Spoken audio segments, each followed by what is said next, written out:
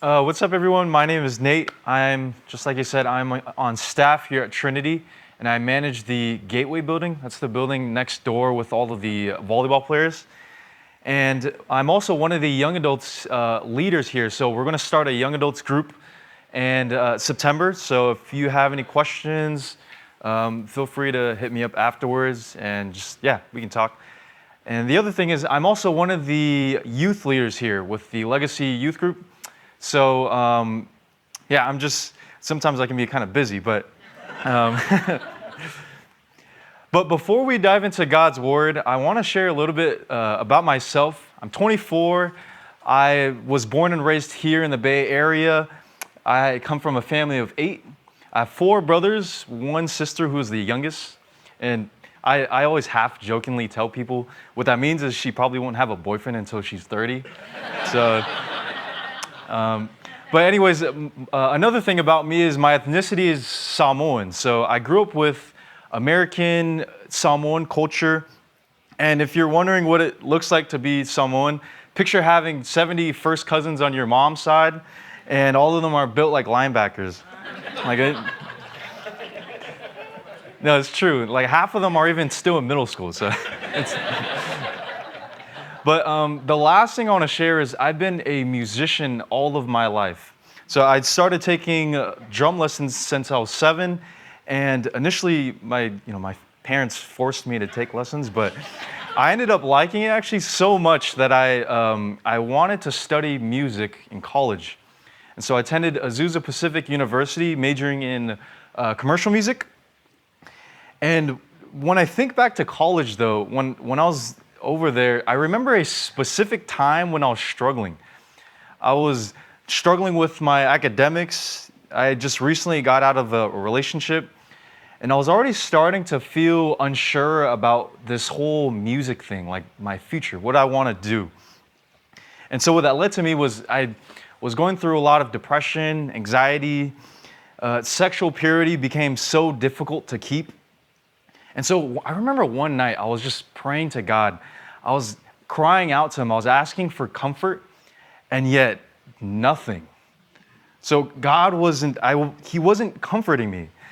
And so I cried out to Him, and nothing. And then I tried again, and then nothing. And then I put on some worship music, and I cried out to Him again, trying to ask for comfort. And it didn't seem like God was answering me. And so I was frustrated. I was like, dude, God, where are you? Like, what do you even do what do I do? Because I'm just stuck here, And I want to ask you guys, have you ever been in a situation like this, where you might find yourself crying to God or praying for comfort, and yet you don't receive an answer, Like, you get nothing. And I think it's a real struggle that we might go through. And so the passage today we're focusing on talks about a man who is going through the same struggle. So we're going to be diving into the book of Psalms, focusing on a song of lament. But I want us to see, what does he do in this situation, and how does he respond? And so we're going to dive in. We're diving into Psalm 77, and I want to read just the first half of it. Verse 1 to 9. This is Psalm 77. It says, I cry aloud to God, and He will hear me. In the day of my trouble, I seek the Lord. In the night, my hand is stretched out without wearying. My soul refuses to be comforted. When I remember God, I moan, and when I meditate, my spirit faints. You hold my eyelids open, and I'm so troubled that I cannot speak. I consider the days of old, the years long ago. I said, let me remember my song in the night. Let me meditate in my heart. Then my spirit made a diligent search. Will the Lord spurn forever and never again be favorable? Has His steadfast love forever ceased? Are His promises at an end for all time? Has God forgotten to be gracious, and has He in anger shut up His compassion? So really quick, before we dive into this, I want to give a little bit of context to to the passage. So it's a cry to God.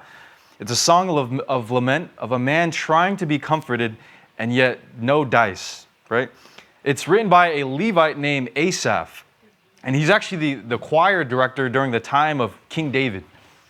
And so the political affairs going on at the moment was the nation of Israel. They're transporting the Ark of the Covenant to Jerusalem because they want to make it the place of worship. They just got through a ton of beef war with the Philistines, and so they're transporting this ark. And what the ark was, it was a golden chest where they kept God's law in it, but it also represented the presence of God that was with the people. So this thing was extremely important, and they're transporting this ark to Jerusalem. And so they had very important ceremonies and rituals, and one of the things they had to do while transporting it was they held a worship ceremony at the ark. And so there was cymbals being played, they sang songs, they played many instruments, and David appoints Asaph, the writer of the psalm, to be the choir director, to lead the people in song while they're transporting it. And then even after that, when the ark finally gets to Jerusalem, Asaph, him and the choir, they were singing songs just outside of the curtain where they kept the Ark of the Covenant. And so Asaph, he would write songs of praises, but also songs of lament that was sung by the people just outside of the ark. And the reason why I think this is extremely important, I want you guys to understand that the psalm we are reading is corporate. So it's meant to be recited by the people. Now, it is a personal experience that we will see Asaph go through, but it's meant to be sung by us or the people at the time. It was meant to be sung by the congregation and the choir, not just the choir director. And so when we already dive into verse 1, he's crying out to God. He's saying that God will hear me.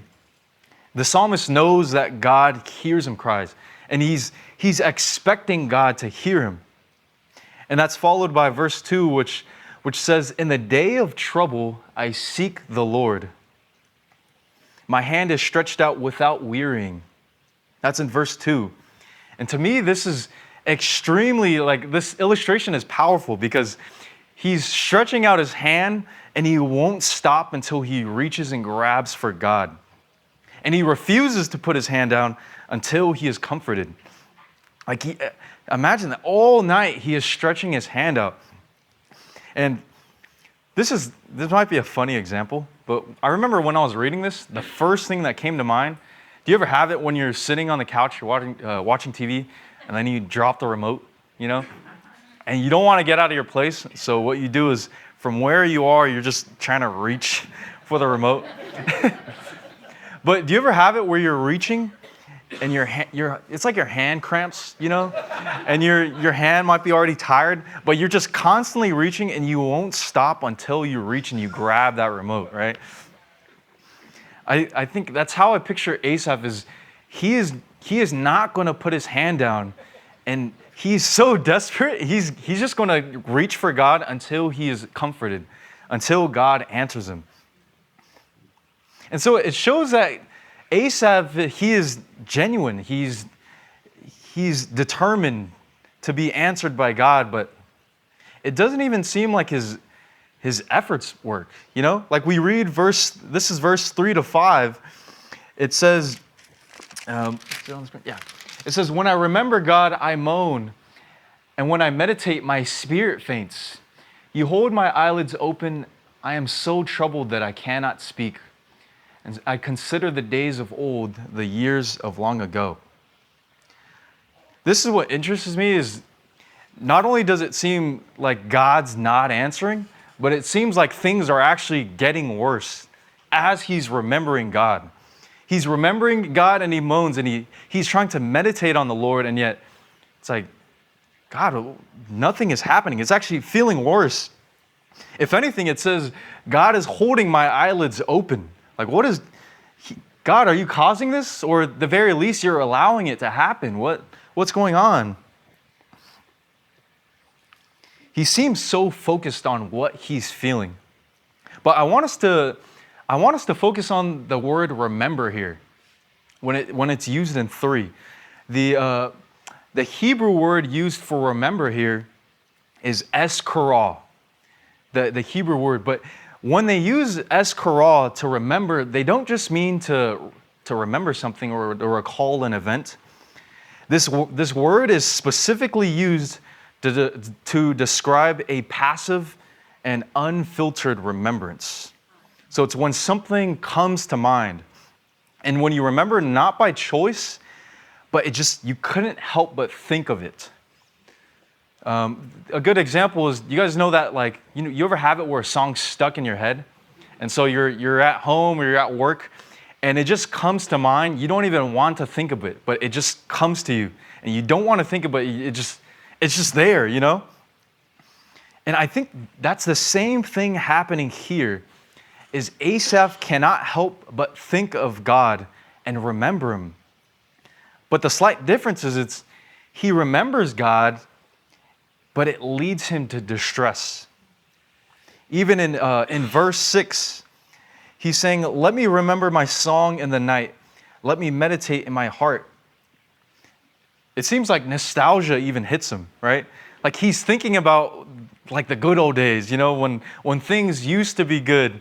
He's thinking about a time when God wasn't allowing this. And so for him, he's like, "God, where are you? I need you now. I'm filled with sorrow and grief, and I need so much comfort. And like, God, I can't help but think of you, because where are you now? I can't help but think of you, because where are you? Are you even listening to me?" And so he starts pondering and thinking, and it leads him to reflecting over questions, and he's trying to find affirmation in the answers. That's where we lead to verse 6 to 9. And he's saying, "I said, let me remember my song in the night. Let me meditate in my heart. And so my spirit made a diligent search. Will the Lord spurn forever and never again be favorable? Has his steadfast love forever ceased? And are his promises at an end for all time? Has God forgotten to be gracious, and in anger shut up his compassion?" These are such deep questions, but they are real questions of what he's feeling. But I think we're already starting to see some progress in his search for the Lord. And the reason why I think so is because when you think of it, some of these questions are rhetorical questions that seem to answer itself. So he's asking stuff like, "Is your steadfast love ceasing? Is this compassionate God not compassionate?" Right? "I don't keep promises." Those are the words from a promise breaking or a promise keeping God, right? Something doesn't really add up here. The point of steadfast love is that it is steadfast, that he is faithful, that he is compassionate. He does hear me and love me. And so Asaph knows this. He knows the answers to this. But what he knows is at odds with what he feels. So we see tension. He's starting to struggle. But we start to see progress as well. And so I want us to see how we start to see his faith in how he responds next. This is verse 10 to 12. It says, "Then I said, I will appeal to the years of the right hand of the Most High. I will remember the deeds of the Lord. Yes, I will remember your wonders of old. I will ponder all your work and meditate on your mighty deeds." Now, here's the interesting thing. He is remembering the Lord here, but there's a different Hebrew word used for remember. The first one was eskara, but the Hebrew word used here is eskor. And when they use eskor, as applied here, escor usually means to refer to actively remembrance or intentionally recalling something. So it's choosing to recall or choosing to remember. Like there's a difference here between the two remembers. You have escorol, which is I will remember unintentionally. You have escor, which is I will remember on purpose. Escorol is I will remember that painful moment when it pops into my head. And then you have escor, I will remember God's faithfulness by choosing to think about what he has done. These two different remembers. And so Asaph, as per verse 10, what we start to see is he's choosing to remember God's faithfulness. He's choosing to remember everything that God has done for him. This is a huge shift. And we start to see more and more of it in verse 12 to 15. It says, I will ponder all your work and meditate on your mighty deeds. Your way, O God, is holy. And what God is great like our God? You are the God who works wonders, and you have made known your might among the peoples. You with your arm redeemed your people, the children of Jacob and Joseph. So his focus now isn't on what he's feeling. It's on everything that God has done for him and his people up to that point. Specifically the Exodus, which was God freeing his people from the Egyptians. And so he's holding on this track record of God's. And ultimately, I like to think of faithfulness as God's track record, right? It's thinking about everything God has done, and from what he has done, you can tell whether he is trustworthy or not, whether he's reliable or not. It's kind of like like a credit score. Like if God's faithfulness was a credit score, he would have like an 850, right? Perfect score. But he's never late. God is trustworthy. He has this perfect record. Always shows up. And so this is affirming, he's holding on that God really is faithful. He is reliable because he's delivered our people from Egypt. He does never fail us. We just got out of that battle with the Philistines. And so God does hear me. He does love me. And he's proven himself time and time again. And that's why we start to see a transformation in Asaph. He is no longer focused on this grief or this distress. This is already, this is verse 16 to 20. This is where we wrap it up. Verse 16 starts with, when the waters saw you, O God, when the waters saw you, they were afraid. Indeed, the deep trembled. The clouds poured out water. The skies gave forth thunder. Your arrows flashed on every side. The crash of your thunder was in the whirlwind. Your lightnings lighted up the world. The earth trembled and shook. Your way was through the sea, your path through the great waters, yet your footprints were unseen. You led your people like a flock by the hands of Moses and Aaron. What I love about this section is he's naming stuff like the water was afraid, the earth is trembling, and his lightning was lighting up the world.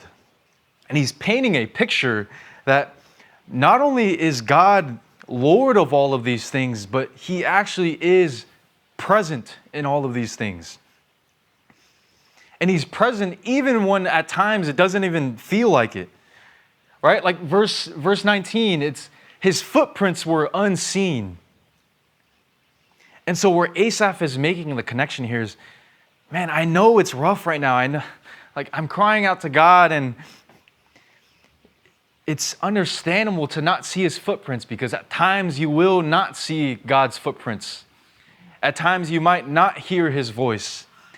But do not equate that to the fact that God is not faithful. He is not ignoring you. right? He's led his people out of Egypt. And so what he's saying is, I remembered my people. And so for my people, I hope that you remember what I've done. And this remember, it's a choice. So you have to choose to remember God's faithfulness and what he has done for you. Okay, so we got through Psalm 77, and we see this transformation in Asaph's mind. It's a song of lament that we see turns to a song of praise, right? But how that happens, I broke down the progression of the passage into 3 points. The first one is, when dealing with hardship, expect your faith to be tested. So it's not going to be easy at times. If anything, expect it to be difficult. So when you're dealing with sorrow, when you're dealing with depression, anxiety of something unanswered, you're waiting for results from a doctor, these are stuff that you need to acknowledge. Acknowledge your feelings and be real with it.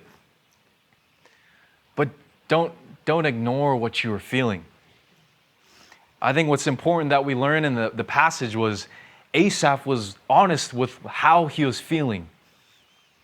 He was honest with how he felt and what questions his mind was bringing up. So do not ignore your feelings, but also do not let them drive you. Hold on to God's faithfulness. That's where we lead to the second point, which is when your faith is tested, remember God's faithfulness. Right? Remember, we had those two remembers. You had Eskorah, which is unintentionally, that song that just pops up in your mind. And then you have Eskor, which is choosing to remember God's faithfulness. To remember what the Lord has done for you in the past. To remember his perfect track record.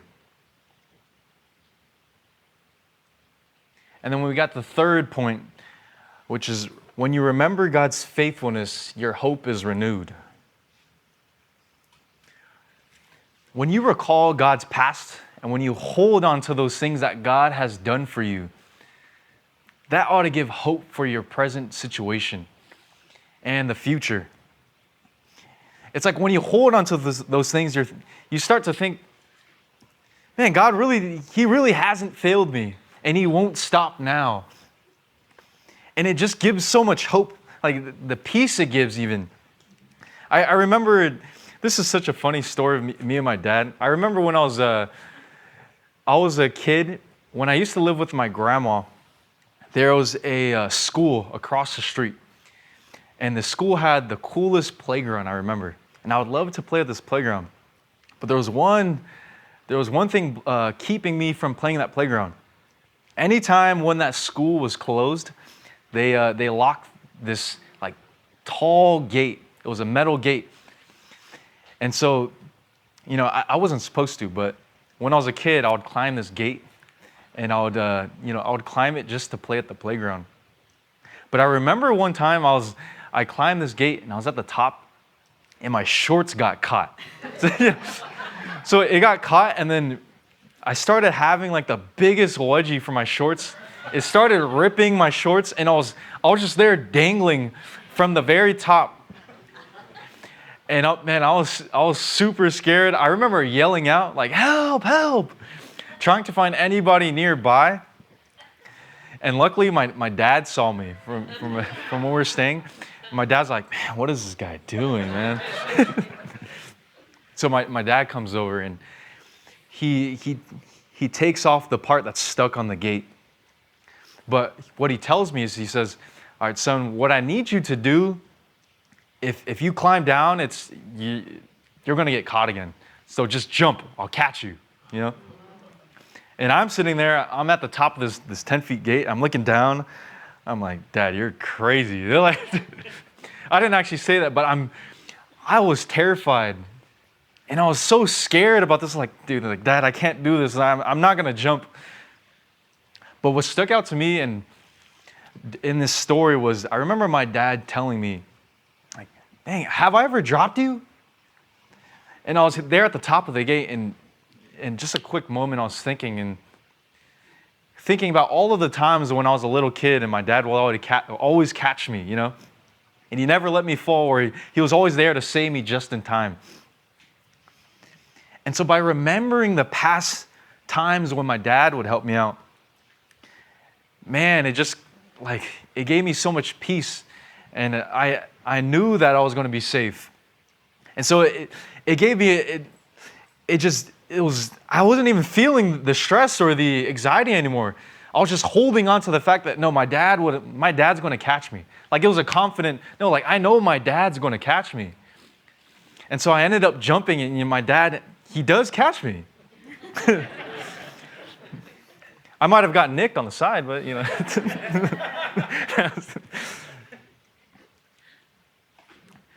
But those are the 3 points, and we're getting ready to close. But when you're in the first kind of remember, how do you move to the next one where you're having to choose to remember? How do you go from a song of lament to a song of praise? How do you do it? And so the one way to do so that I encourage us for this week is build an altar. Build an altar. Now, when I encourage us to all do that this week, I don't mean get a bull and light it up in your living room and put some candles out. What's cool is in the Old Testament, people build altars to sacrifice to the Lord, to give offerings to the Lord. There are different usages, but one of the other ones was building an altar of remembrance to remember the promises of God. So I remember when God promised Abraham land in Genesis 12, Abraham built an altar right there. And so an altar served as a physical reminder of the promises of God. And so when I encourage us all this week to build an altar, what that means is have a physical reminder that you can access to remind you of God's faithfulness. So when God does something amazing, write that down. If you, I think a lot of us might even journal in here, right? So if you're someone who likes to journal, write down all of the things that God has done, right? Or even having a designated journal to write down God's track record.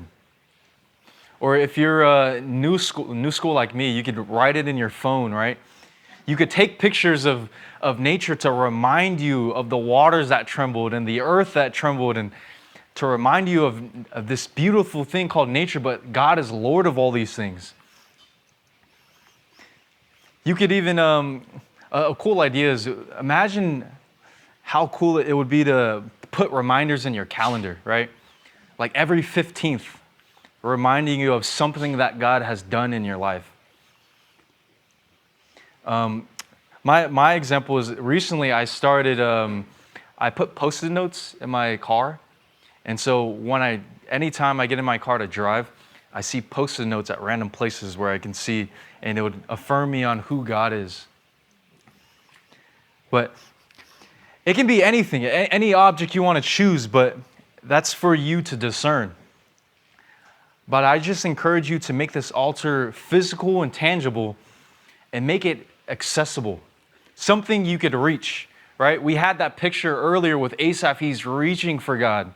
There are going to be times where we are going to need to reach for this altar to remind us of what God has done for us and that He is faithful.